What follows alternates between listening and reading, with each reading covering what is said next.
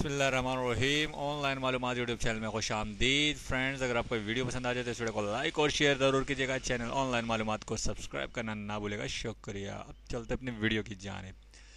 New Zealand के खिलाफ Pakistani team के ऐलान के बाद कप्तान सरफराज अहमद का बयान भी आ गया है। सरफराज अहमद ने दबंग बयान में क्या कहा, जानिए इस वीडियो में।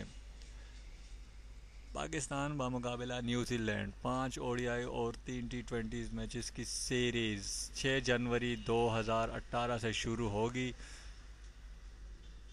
पाकिस्तान क्रिकेट टीम का ऐलान हो गया है। चीफ सेलेक्टर इंज़मामुल हक ने पाकिस्तान क्रिकेट टीम का ऐलान कर दिया है। 15 रुकनी स्क्वाड में इस बार इमाद वसीम और जुनैद खान शामिल नहीं है, जिनकी जगह आमिर यामीन, जबकि जुनैद खान की जगह आमिर यामीन, जबकि इमाद वसीम की जगह मोहम्मद नवाज़ को शामिल किया गया है।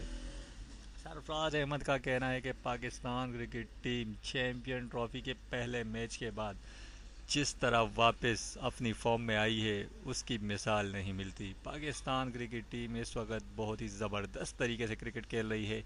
वनडे और टी20 में ज़बरदस्त मुकाबले हो रहे हैं। ज़बरदस्त कमबैक किए हमने वनडे और टी20 में, और उम्मीद है कि न्यूजीलैंड के ख़िलाफ़ सीरीज़ बहुत ही ज़बरदस्त रहेगी और न्यूजीलैंड से इस बार सीरीज़ जीत कर आएंगे। सरफराज अहमद का कहना था कि हमारी बॉलिंग लाइन बहुत ही ज़्यादा मजबूत है, जबकि फ़खर जमान, अजहर अली, मोहम्मद हफीज़, शुएब मलिक, बाबर आजम के बाद बैटिंग लाइन भी बहुत ही ज़्यादा ज़बरदस्त हो गई है। और उम्मीद है कि न्यूजीलैंड के पिचेस पर अच्छी बैटिंग करके पाकिस्तान को ज़बरदस्त विक्ट्री दिलाएंगे। कौम से दुआओं की अपील है कि हमारे लिए दुआ करे कि पाकिस्तान न्यूजीलैंड से इस बार सीरीज़ जीत के आ जाए। दोस्तों, अगर आपको सरफराज अहमद का बयान पसंद आए तो इस वीडियो को लाइक और शेयर जरूर कीजिएगा। चैनल ऑनलाइन मालूमात को सब्सक्राइब करना ना भूलेगा। शुक्रिया।